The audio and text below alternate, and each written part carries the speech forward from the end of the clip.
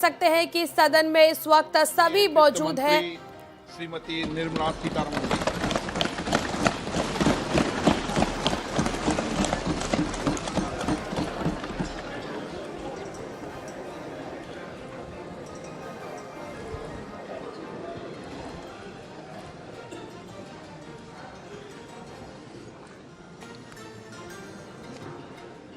Honorable Speaker, I present the budget for 2023-2024. This is the first budget in Amrit Kal. This budget hopes to build on the foundation laid in the previous budget and the blueprint drawn for India at 100. We envision a prosperous and inclusive India in which the fruits of development will reach all sections and citizens, especially our youth, women, farmers, OBCs, scheduled castes and scheduled tribes. In the 75th year of our independence, the world has recognized the Indian economy as a bright star. Our current year's economic growth is estimated to be at 7%. It is notable that this is the highest among all the major economies. This is in spite of the massive slowdown globally caused by COVID-19 and the war. The Indian economy is therefore on the right track and despite a time of challenges, heading towards a bright future. Today, as Indians stand with their head held high and the world appreciates India's achievements and successes, we are sure that elders who had fought for India's independence will, with joy, bless us in our endeavors going forward as well. Our focus on wide-ranging reforms and sound policies implemented through Sabka Prayas, resulting in Jan Bhagidari and targeted support to those in need, helped us perform well in trying times. India's rising global profile is because of the several accomplishments. Unique world-class digital public infrastructure, example, Aadhaar, CoWIN and UPI. COVID vaccination drive in unparalleled scale and speed, proactive role in frontier areas such as achieving the climate-related goals, Mission Life and National Hydrogen Mission. During the COVID-19 pandemic, we ensured that no one goes to bed hungry with a scheme to supply free food grains to over 80 crore persons for 28 months. Continuing our commitment to ensure food and nutritional security, we are implementing from 1st January 2023 a scheme to supply free food grain to all Antyodaya and priority households for the next 1 year. Under PM Garib Kalyan Anna Yojana, the entire expenditure of about 2 lakh crore will be borne by the central government. In these times of global challenges, the G20 presidency gives us a unique opportunity to strengthen India's role in the world economic order. With the theme of Vasudhaiva Kutumbakam, we are steering an ambitious people-centric agenda to address global challenges and to facilitate sustainable economic development. The government's efforts since 2014 have ensured for all citizens a better quality of life and life of dignity. The per capita income has more than doubled to 1.97 lakh rupees. In these 9 years, the Indian economy has increased in size from being 10th to 5th largest in the world. We have significantly improved our position as well as a well-governed and innovative country with a conducive environment for business as reflected in several global indices. We have made a significant progress in many sustainable development goals. The economy has become a lot more formalized as reflected in the EPFO membership, more than doubling to 27 crore and rupees 7,400 crore digital payments of 126 lakh crore rupees through UPI in 2022. The efficient implementation of many schemes with universalization of targeted benefits has resulted in inclusive development. Some of the schemes are 11.7 crore household toilets under Swachh Bharat mission, which is achieved, 9.6 crore LPG connections under Ujjwala, 220 crore COVID vaccination of 102 crore persons, 47.8 crore PM Jan Dhan bank accounts,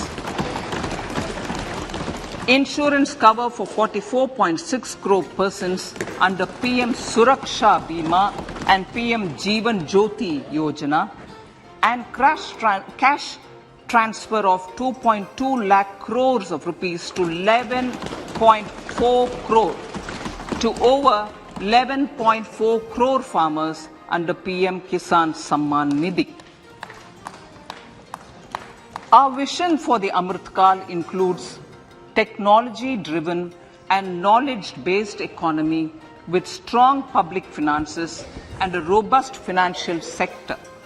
To achieve this, Jan Bhagidari through Sabka Saath, Sabka Prayas is essential. The economic agenda for achieving this vision focuses on three things. First, facilitating ample opportunities for citizens, especially the youth, to fulfill their aspirations. Second, providing strong impetus to growth and job creation. And third, strengthening macroeconomic stability. To service these focus areas in our journey to India at 100, we believe that the following four opportunities can be transformative during Amrit Kal. Economic empowerment of women. Deen Dayal Antyodaya Yojana National Rural Livelihood Mission has achieved remarkable success by mobilizing rural women into 81 lakh self-help groups. We will enable these groups to reach the next stage of economic empowerment through formation of large producer enterprises or collectives, with each having several thousand members and managed professionally. They will be helped with raw materials supply and for better design, quality, branding and marketing of their products. Through supporting these policies, they will be enabled to scale up their operations to serve the large consumer markets, as has been the case with the several startups growing into unicorns. PM Vishwakarma Kaushal Samman, PM Vikas. For centuries, traditional artisans and craftspeople who work with their hands using tools have brought renown for India. They are generally referred to as Vishwakarma. The art and the handicraft created by them represents the true spirit of Atmanirbhar Bharat. For the first time, a package of assistance for them has been conceptualized. The new scheme will enable them to improve the quality, scale, and reach of their products integrating them with the MSME value chain. The components of the scheme will include not only financial support, but also access to advanced skill training, knowledge of modern digital techniques, and efficient green technologies, brand promotion, linkage with local and global markets, digital payments, and social security. This will greatly benefit the scheduled castes, scheduled tribes, OBCs, women, and people belonging to the weaker sections. Tourism. The country offers immense attraction for domestic as well as foreign tourists. There is a large potential to be tapped in tourism. The sector holds huge opportunities for jobs and entrepreneurship for youth in particular.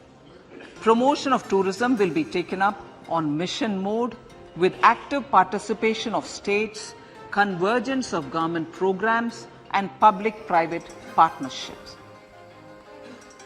Green growth. We are implementing many programs for green fuel, green energy, green farming, green mobility, green buildings, and green equipment, and policies for efficient use of energy across various economic sectors. These green growth efforts help in reducing carbon intensity of the economy and provides for large-scale green job opportunities.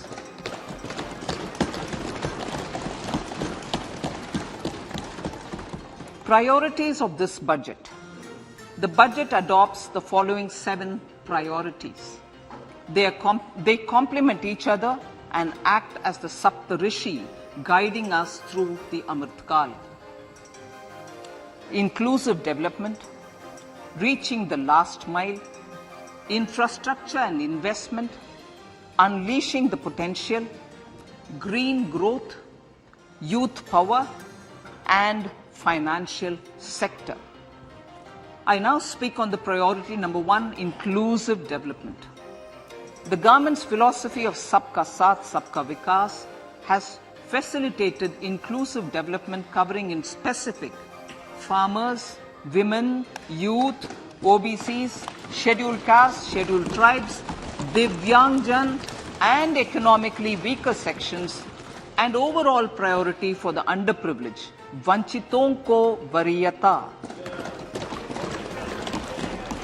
There has also been a sustained focus on Jammu Kashmir, Ladakh, and the Northeast. This budget builds on those efforts. Digital public infrastructure for agriculture. Digital public infrastructure for agriculture will be built as an open source, open standard, and interoperable public good. This will enable inclusive farmer-centric solutions through relevant information services for crop planning and health, improved access to farm inputs, credit and insurance, help for crop estimation, market intelligence, and support for growth of agri-tech industry and startups.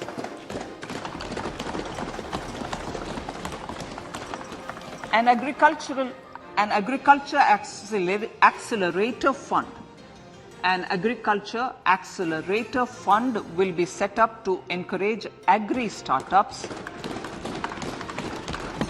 by young entrepreneurs in rural areas. The fund will aim at bringing innovative and affordable solutions for challenges faced by farmers. It will also bring in modern technologies to transform agricultural practices, increase productivity and profitability. To enhance the productivity of extra long staple cotton, we will adopt a cluster-based and value chain approach through public-private partnerships. This will mean collaboration between farmers, state and industry for input supplies, extension services and market linkages. We will launch an Atmanirbhar Clean Plant program to boost availability of disease-free, quality planting material for high-value horticultural crops at an outlay of 2,200 crores. Global hub for millets which are Sri Anna. India is the forefront. India is at the forefront of popularizing millets, whose consumption furthers nutrition, food security, and welfare of farmers, said the Honorable Prime Minister. We are the largest producer and second largest exporter of Sri Anna in the world. We grow several types of Sri Anna, such as Sri Anna Jowar, Sri Anna Ragi, Sri Anna Bajra, Sri Anna Kutu, Ramdana, Kangni, Kutni, Kutki, Kodo, China, and Sama. These have a number of health benefits and have been an integral part of our food for centuries. I acknowledge with pride the huge service done by small farmers in contributing to the health of fellow citizens by growing these Sri Anna. Now, to make India a global hub for Sri Anna, the Indian Institute of Millet Research, ideally Indian Institute of the Sri Anna Research, Hyderabad, will be supported as the center of excellence for sharing best practices, research, and technologies at the international level. The agricultural credit target will be increased to 20 lakh crores with focus on animal husbandry, dairy, and fisheries. We will launch a new sub-scheme of PM Matsya Sampada Yojana, which is an existing scheme, but we'll launch a new sub-scheme with targeted investment of 6,000 crores to further enable activities of fishermen, fish vendors, and micro and small entrepreneurs, improve value chain efficiencies, and expand the market. For farmers, especially small and marginal farmers and other marginalized sections, the government is promoting cooperative-based economic development model. A new Ministry of Cooperation was formed with a mandate to realize the vision of Sahkar Se Samriddhi. To realize this vision, the government has already initiated computerization of 63,000 primary agricultural credit societies with an investment of 2,516 crores. In consultation with all the stakeholders and the states, model bylaws for PACS were formulated, enabling them to become multi-purpose PACS.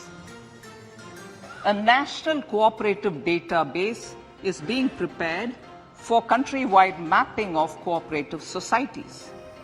With this backdrop, we will implement a plan to set up massive decentralized storage capacity.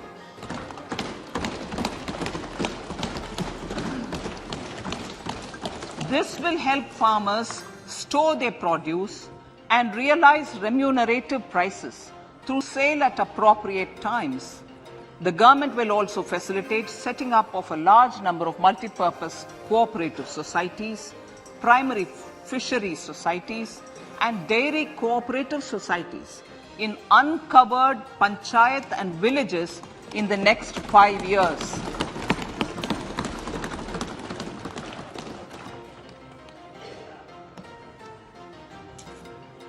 Health, education, and skilling. 157 new nursing colleges will be established in co-location with the existing 157 medical colleges established since 2014. A mission to eliminate sickle cell anemia by 2047 will be launched. It will entail awareness creation, universal screening of 7 crore people in the age group of 0 to 40 years, private medical college faculty and private sector R&D teams for encouraging collaborative research and innovation. A new program to promote research and innovation in pharmaceuticals will be taken up through centers of excellence. We shall also encourage industry to invest in research and development in specific priority areas. Dedicated multidisciplinary courses for medical devices will be supported in existing institutions to ensure availability of skilled manpower for futuristic medical technologies, high-end manufacturing and research.